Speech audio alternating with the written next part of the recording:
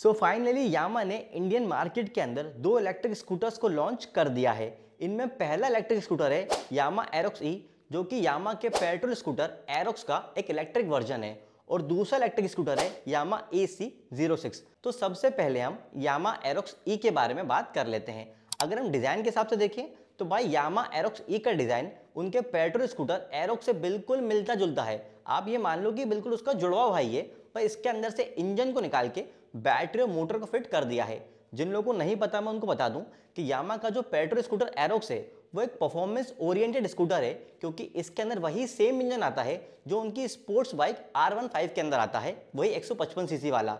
अब क्योंकि यामा Aerox performance focus scooter है तो भाई इसके इलेक्ट्रिक वर्जन को भी उसी हिसाब से डेवलप किया गया है। इसीलिए यामा एरोक्स ई की बैटरी के अंदर हाई एनर्जी टाइप सेल्स का यूज करा गया है ताकि इसकी परफॉर्मेंस भी तगड़ी रहे। इस इलेक्ट्रिक स्कूटर के अंदर 1.5 किलोवाट आवर के दो रिमूवेबल बैटरी पैक्स हैं, जिनकी टोटल कैपेसिटी 3 किलोवाट आवर की है, और इसकी IDC रेंज बस 106 किलोमीटर की है। अब क्योंकि स्कूटर के अंदर रिमूवेबल बैटरी पैक दिया है, इसलिए इसकी हैंडल में ऐसी ग्रिप्स दी हुई हैं ताकि इसकी हैंडलिंग आसान रहे। अगर हम मोटर की बात करें तो इसके अंदर 9.5 किलोवाट की पीक पावर की मोटर दी है, जो कि मिड ड्राइव मोटर है।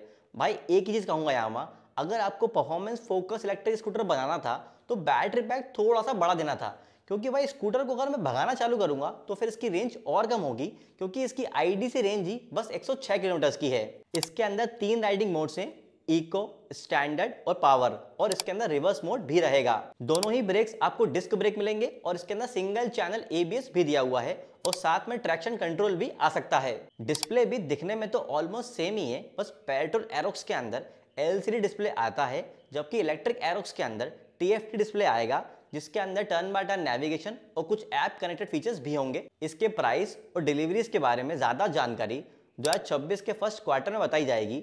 लेकिन भाई जिस हिसाब से यामा अपने स्कूटर्स को डेवलप करता है, क्योंकि ये प्रीमियम इलेक्ट्रिक स्कूटर बना रहा है, तो भाई इसका प्राइस आप ये मान के चलो कि 2 लाख तक भी हो सकता है। यामा एरोक्स ई के बारे में बस इतनी ही जानकारी यामा ने अभी तक दी है। अब आ जाते हैं यामा के दूसरे इलेक्ट्रिक स्कूटर यामा AC06 की तरफ। लेकिन एक सेकेंड, ये इलेक्ट्रिक स्कूटर रेवर इंडी के जैसा क्यों दिख रहा है?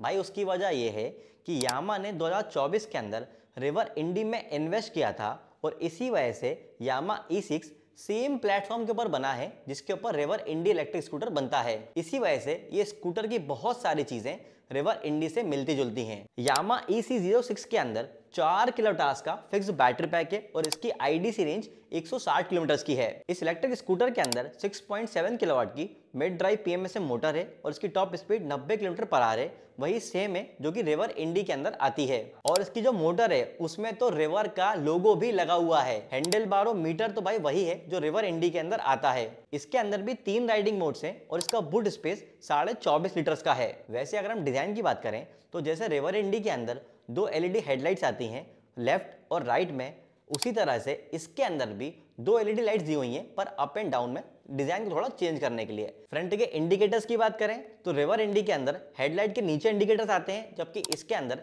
हेडलाइट के ऊपर इंडिकेटर दिए हुए हैं। वैसे देखा जाए तो यह है एक बड़ी चीज कि जापान के इतने बड़े मैन्युफैक्चरर यामा ने एक इंडियन स्टार्टअप के अंदर इन्वेस्ट किया, और सिर्फ इन्वेस्ट ही नहीं किया बल्कि अपना पहला इलेक्ट्रिक स्कूटर भी उसी के प्लेटफॉर्म के ऊपर लेके आया। इस इलेक्ट्रिक स्कूटर का प्राइस लगभग 1,60,000 के आसपास तो हो सकता है, लेकिन अभी एग्जैक्टली कुछ नहीं कह सकते, ये सिर्फ एक अनुमान है, क्योंकि बाकी सारी डिटेल्स, प्राइस और डिलीवरीज के बारे में 2026 के फर्स्ट क्वार्टर में ही यामा बताएगा। ये जो इलेक्ट्रिक स्कूटर है AC06, ये रिवर इंडी की फैक्ट्री के अंदर बन रहा है, बस ये बिकेगा यामा ब्रांड के अंडर में। जिस हिसाब से दुनिया चल रही है, सारे मैन्युफैक्चरर्स जो हैं वो कोई ना कोई इलेक्ट्रिक वर्जन लेके आ ही रहे हैं। जैसे हमने सुजुकी AXS का भी देखा, तो भाई यामा की तरफ से इलेक्ट्रिक स्कूटर जो था वो ड्यू था, और अब फाइनली ये लोग भी लेके आ चुके हैं।